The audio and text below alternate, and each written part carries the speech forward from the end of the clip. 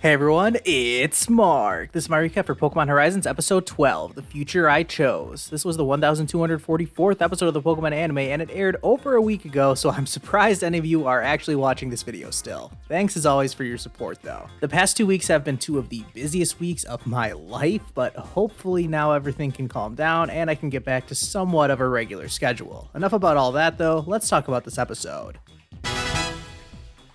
So we pick up right where we left off in the last episode with the giant Arboliva showing just how badly the forest has suffered because of the fire. These three are very concerned about the state of the forest, so Liko comes up with the bright idea of planting a new forest. Sounds easy, right? Well, they make it look easy by gathering up berries, tilling the soil to plant their seeds, and their job is mostly done. Issue is, the next thing they need is water, and well, it doesn't look like it's gonna rain anytime soon. Fear not though, because it's time for a Nidothing video to ease our worries. This time we learn about Pokemon abilities, and we're watching this from the perspective of Dot, who is just finishing editing this video so she can post it online. However, she notices that she can't upload anything because the signal is bad. Elsewhere on the airship, Murdoch is freaking out because they still haven't heard anything from Liko, Roy, and Molly. They get a rare message from Dot talking about the connection issues, and Freed wastes no time announcing that he's going out to do something about this. Molly and Murdoch note that Freed may be worrying more than anyone else, and yeah, it's pretty obvious that Freed cares a lot about the two kids. They eventually find a magneton floating around the area dispersing electrical signals, and Cap scares it off with its own bolt of electricity. This immediately fixes the connection issues around the area, and Freed is finally able to get through to Liko. She tells him about their current predicament, and Freed flies off to help.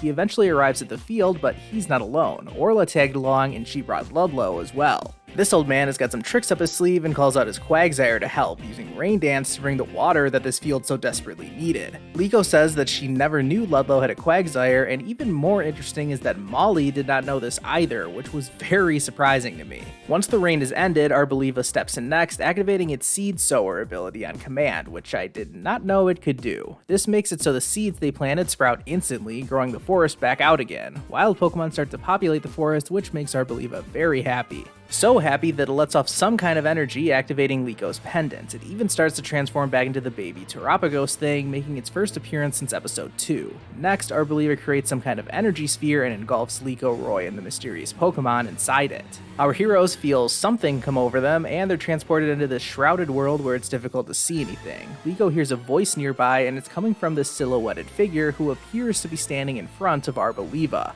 He tells Liko and Roy that he wants them to find the worlds, and then everything fades away, with the mysterious Pokemon shrinking back into the pendants. Now that everything's back to normal, Liko and Roy cannot believe what just happened to them, but I'll explain this more later. For now, let's shift our focus to Arboliva, who is activating the ancient Pokeball around its neck. In fact, Arboliva is recalling itself into the ancient Pokeball, leaving itself locked in there for Liko and Roy to collect. Freed says this is a sign that Arboliva trusts them, and the two kids get to keep the Pokeball for themselves. With all the excitement finished, the Rising Volteclers decide to head back to the Bravasagi. As they're all walking away, we see they've been watched this entire time. Some shadowy figure has been spying on them. Again, more on this later. For now, let's cut to some library where Freed is trying to research the ancient Pokeball. He is quickly joined by this woman who turns out to be the Luca sensei that Freed was looking for, and it turns out that this is Liko's mother. Now we check back in with the kids inside the airship, and Liko is finally showing Roy the picture books that her dad gave him. As soon as he looks at the first book, Roy screams, and once again, I always love Sprigatito's attitude to things like this. Apparently this book is the story of the Ancient Adventurer, the same story that Roy's grandfather told him about. For more on the Ancient Adventurer, let's go back to Freed and Luca, who are enjoying a nice platonic walk together at the sunset. Liko's mother said that those ancient Pokeballs belong to Lucius, which is the name of the Ancient Adventurer. Now we go straight to Roy's picture book, which tells us the story about Lucius from over 100 years ago. The Ancient Adventurer traveled around the world with his black Rayquaza, befriending strong Pokemon along the way. There are pictures and descriptions of each of these Pokemon, and Lucius took his party of 6 to this paradise at the end of their journey. Lucius and his Pokemon apparently lived happily ever after in this paradise, and he became known as the Ancient Adventurer. After they finish reading the story, Liko guesses that the Rayquaza they saw was Lucius's, and Roy guesses that the Ancient Adventurer's Pokemon who was healing wounds must be the Arboliva they met. They deduce that there must be 4 more of these Pokemon out there, so Liko and Roy get excited about the prospect of meeting them all. Liko's mother finishes telling the story to Freed, saying that Rayquaza and Arboliva are 2 of Lucius's 6 heroes. Luca is taken aback when Freed brings up Liko's pendant, and clearly her mother knows more than she's letting on here, but let's move on. All she says to Freed is that the pendant was Liko's grandmother's, but she passed it down when Liko got accepted into the Indigo Academy. This story about Lucius is just something Liko's grandmother said, but Freed would have to go find her in order to learn more. Luca's Squawkabilly then jumps up shouting "Galar, Old Castle" over and over, and so Freed takes this as a clue. Next, we see Liko's father talking to his daughter over the phone, confirming that the story of the ancient adventurer was just a story that Liko's grandmother used to tell, but since it's based on nothing more than a tall tale, it's pretty unlikely that it's real. Little does Alex know.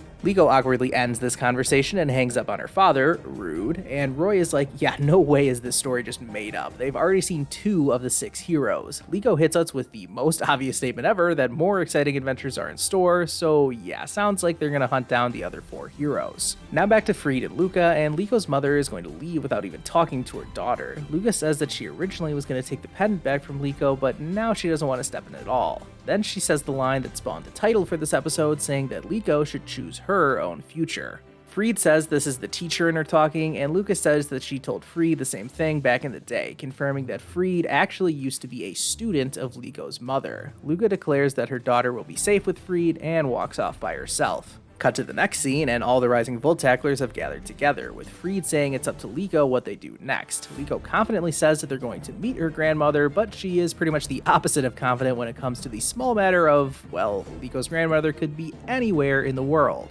Freed steps in, explaining that Squawkabilly told him she's in an old castle in Galar. Freed also states that the motto of the Rising Voltacklers is to chase each mystery we see until it's solved, and with everyone on the same page, they all do the secret handshake and set a course for the Galar region. Nearby, we see a Behem posted on top of a tree. It's watching the Bravasagi, and it's joined by a Magneton. These Pokemon must belong to this creepy guy who's back once again to end the episode. He pets his Umbreon like any evil villain would, and proclaims that their adventures with the pendant are about to end. So this must be Spinel of the Explorers. I thought this episode was really engaging. We jumped around all over the place, but learned so much about what's to come in Pokemon Horizons. To go in somewhat chronological order, we saw Liko and Roy befriend this Titan Arboliva, who I guess belongs to the ancient adventurer. We learned the full backstory of Lucius, introduced Liko's mother, learned the Rising Voltaggler's next destination, and met Spinel, the guy from the Explorers who replaced Amethio on the mission to steal Liko's pendant. That's a lot to take in. This was definitely an important episode. I'm just gonna get to my rating right away, and I'm giving this episode an 8 out of 10 rating. Honestly, my biggest knock against this episode was that it jumped around so much. Like, it was easy enough to follow along with everything that was happening, but it did feel kind of disjointed, jumping around from scene to scene and place to place and character to character. But more importantly, there were so many revelations in this episode, both big and small. I already touched on the major things we learned in this episode, but what about small details like Freed's relationships with some of these characters? I thought it was notable seeing once again just how much Freed cares about Liko and Roy, and now we know a little more as to why he is so protective about these kids.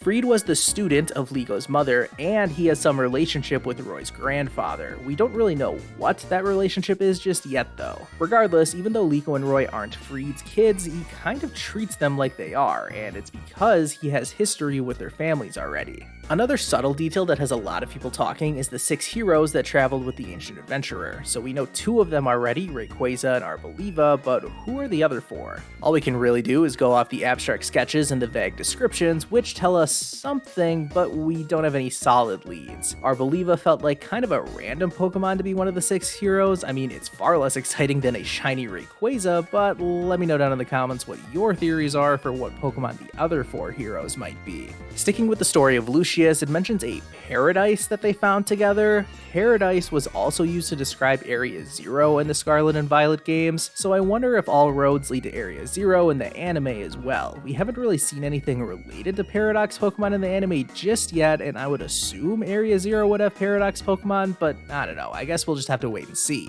For now, I guess we're just gonna get more and more storylines based around Liko and Roy finding these giant Pokemon. I mean, I would assume they're all gonna be giant, but I guess we don't really know that for sure. And then also, I'm guessing this guy in the Shrouded Zone is probably Lucius, but again, we have no way to tell just yet.